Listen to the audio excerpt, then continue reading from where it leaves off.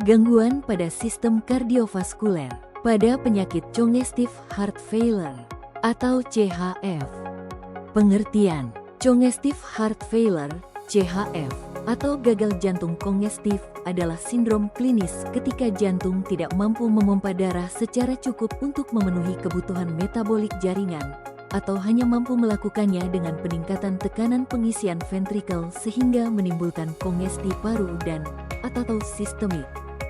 Patofisiologi CHF ditandai penurunan curah jantung yang memicu aktivasi neurohormonal, SNS, RAS, vasopresin, endothelin, menyebabkan vasokonstriksi, retensi natrium air, peningkatan tekanan pengisian, dan akhirnya kongesti paru, sistemik yang progresif.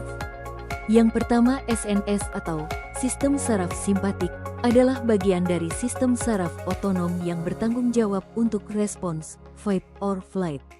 Pada gagal jantung, SNS aktif berlebihan menyebabkan peningkatan denyut jantung, vasokonstriksi, dan pelepasan katekolamin yang awalnya meningkatkan curah jantung tetapi jika kronis dapat merusak jantung. Kedua, RAS atau renin-angiotensin-aldosterone system adalah sistem hormonal yang mengatur tekanan darah dan volume cairan tubuh. Aktivasi RAS menyebabkan vasokonstriksi, retensi natrium dan air oleh ginjal melalui aldosteron, serta peningkatan tekanan darah dan beban kerja jantung pada CHF. Ketiga, vasopresin atau hormon antidiuretik diproduksi oleh kelenjar pituitari posterior dan berfungsi mengatur retensi air oleh ginjal serta vasokonstriksi pembuluh darah. Peningkatan vasopresin pada gagal jantung meningkatkan retensi cairan dan tekanan pembuluh darah, memperburuk kongesti. Keempat, endothelin adalah peptida vasokonstriktor yang diproduksi oleh sel endotel pembuluh darah. Pada CHF, kadar endothelin meningkat sehingga memperkuat vasokonstriksi dan remodeling jantung, memperberat disfungsi jantung. Penjelasan selanjutnya pada patofisiologi ialah jalur inti atau insult struktur, fungsi miokard menurunkan curah jantung, memicu kompensasi awal yang sementara menjaga perfusi tetapi akhirnya menjadi maladaptif saat mekanisme tersebut kronis dan berlebihan. Penurunan curah jantung mengaktifkan sistem neurondokrin dan meningkatkan vasokonstriktor endogen, yang menaikkan afterload dan kebutuhan oksigen miokard sehingga memperburuk disfungsi dan memicu kematian sel. Aktivasi neurohormonal. Hiperkativitas simpatis menurunkan respons reseptor beta dan cadangan katekolamin, meningkatkan kontraktilitas jangka pendek namun menghambat relaksasi dan menaikkan kebutuhan oksigen, yang pada akhirnya memicu kerusakan sel dan apoptosis. RAS meningkatkan vasokonstriksi serta retensi natrium air, sementara angiotensin II mendorong hipertrofi dan fibrosis interstisial yang mempercepat remodeling ventrikel. Peran kunci RAS dan SNS ini merupakan inti patofisiologi CHF. Hemodinamik dan kongesti. Kontraktilitas yang menurun menyebabkan pengosongan ventrikel kiri tidak lengkap, peningkatan volume, tekanan akhir diastolik, dan kongesti paru yang memunculkan sesak napas, ortonea, serta PND. Hipoperfusi ginjal memicu pelepasan vasopresin, ADH, serta retensi cairan. Sementara kenaikan tekanan vena sentral dan intraabdomen menurunkan aliran darah ginjal dan GFR, memperburuk edema perifer dan ascites. Pada heart failure with reduced ejection fraction, kehilangan kardiomyosit dan penurunan kontraktilitas menurunkan fraksi ejeksi, meningkatkan volume, tekanan intraventrikel, dan memicu kongesti, maju mundur, khas gagal pompa. Pada heart failure with preserved ejection fraction, relaksasi terganggu dan kekakuan ventrikel meningkat sehingga tekanan pengisian tinggi menyebabkan gejala kongesti serupa meski fraksi ejeksi relatif terjaga, sering pada individu lebih tua dengan hipertensi. Remodeling dan apoptosis. Aktivasi kronis SNSRAS serta beban dinding yang meningkat menstimulasi hipertrofi, fibrosis, dan perubahan arsitektur ventrikel yang menurunkan kepatuhan dan efisiensi pompa. Peningkatan afterload. gangguan relaksasi, dan kebutuhan oksigen yang tinggi memperparah cedera miokard, menciptakan lingkaran setan apoptosis remodeling penurunan curah jantung. Natriuretik dan neprilisin, kongesti dan peregangan dinding merangsang sekresi BNPANP sebagai upaya kompensasi natriuresis dan vasodilatasi. Namun pada dekompensasi CHF peptida ini sering tidak cukup efektif menetralkan retensi cairan. Neprilisin mendegradasi BNPANP dan bradikinin, menjelaskan dasar biologis terapi yang menarget enzim ini dalam perubahan neurohormonal CHF. Farmakologi pada pasien CHF meliputi beberapa golongan obat utama yang memiliki fungsi memperbaiki fungsi jantung, mengurangi gejala, dan mencegah perburukan kondisi. Yang pertama yaitu diuretik, contoh terapi furosemide, bumetadide, torasemid, spironolakton.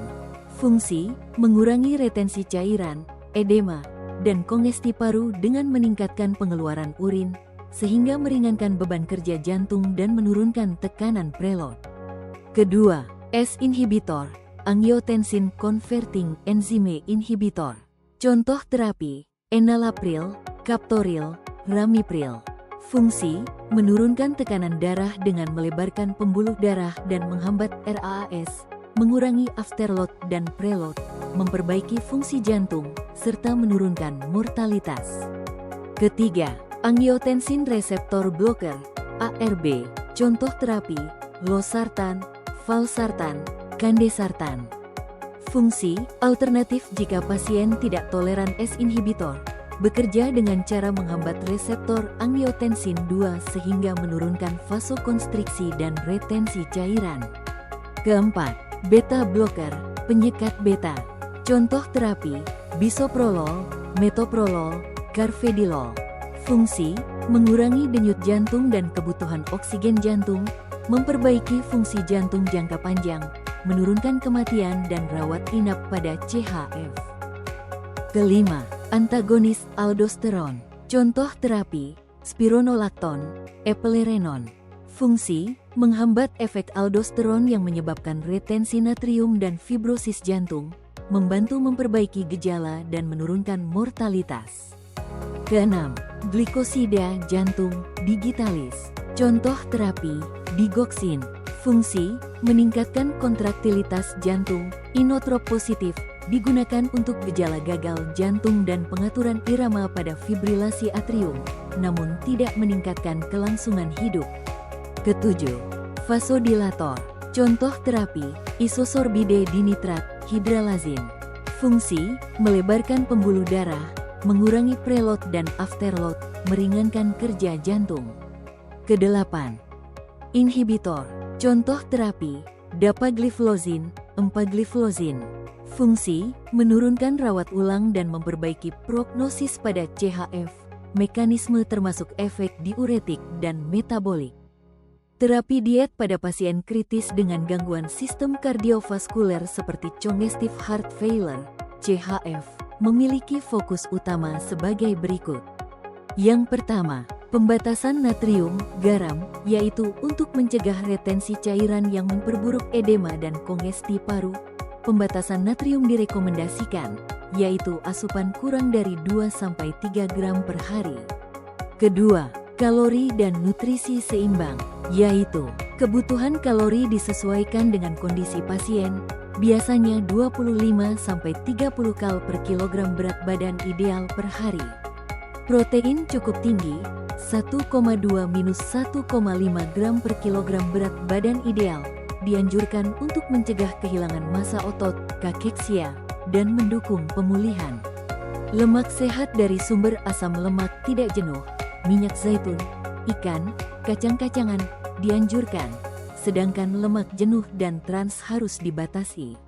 Ketiga, pembatasan cairan, yaitu pada CHF berat dengan retensi cairan, pembatasan cairan diberikan sekitar 1,5-2 liter per hari untuk menghindari overload volume. Keempat, pola makan, yaitu pola makan DASH, dietary approach to stop hypertension, dan Mediterania sangat dianjurkan karena kaya buah-buahan, sayur, gandum utuh, dan rendah garam serta lemak jenuh. Asuhan keperawatan kritis untuk pasien dengan CHF yang mencakup aspek biopsiko-sosio-spiritual, meliputi pengkajian secara aspek biologis, aspek psikologis, aspek sosial, aspek spiritual, aspek biologis, mengkaji riwayat penyakit jantung dan faktor risiko, hipertensi, diabetes, merokok, gejala fisik, sesak napas, edema, letih, palpitasi. Pemeriksaan tanda-tanda vital, tekanan darah, nadi, pernapasan. Pemeriksaan fisik, suara nafas basah, edema perifer, distensi vena jugularis. Hasil laboratorium dan radiologi, ECG, ronsen dada, ekokardiografi. Aspek psikologis, mengkaji kecemasan atau depresi pasien terkait penyakit dan ketidakpastian prognosis. Respon emosional terhadap pembatasan aktivitas dan ketergantungan. Aspek sosial, mengkaji dukungan keluarga dan kemampuan merawat. Status ekonomi dan akses ke pelayanan kesehatan. Lingkungan tempat tinggal, faktor yang dapat mempengaruhi perawatan. Aspek spiritual, mengkaji keyakinan atau kepercayaan dalam menghadapi penyakit CHF. Kebutuhan spiritual, harapan, dan rasa damai. Diagnosa keperawatan menurut SDKI pada pasien CHF, yaitu gangguan pertukaran gas berhubungan dengan perubahan membran alveolus kapiler, penurunan curah jantung berhubungan dengan perubahan afterload dan kontraktilitas, intoleransi aktivitas berhubungan dengan ketidakseimbangan suplai dan kebutuhan oksigen, hipervolemia akibat gangguan regulasi cairan, kecemasan terkait ancaman terhadap kesehatan, intervensi dan implementasi, manajemen jalan nafas, posisikan pasien semi-fowler, manajemen energi, atur aktivitas secara bertahap, hindari kelelahan, manajemen cairan, kontrol asupan dan keluaran cairan, edukasi pasien dan keluarga tentang penyakit dan terapi, intervensi psikososial untuk menurunkan kecemasan, termasuk teknik relaksasi dan dukungan spiritual. Kemudian, evaluasi, tinjau perubahan tanda-tanda vital dan gejala klinis, evaluasi kemampuan aktivitas fisik dan tingkat toleransi, monitor kepatuhan diet dan terapi cairan, nilai respon emosional dan kebutuhan spiritual pasien, dokumentasikan hasil dan rencana perawatan selanjutnya. Terima kasih, semoga bermanfaat.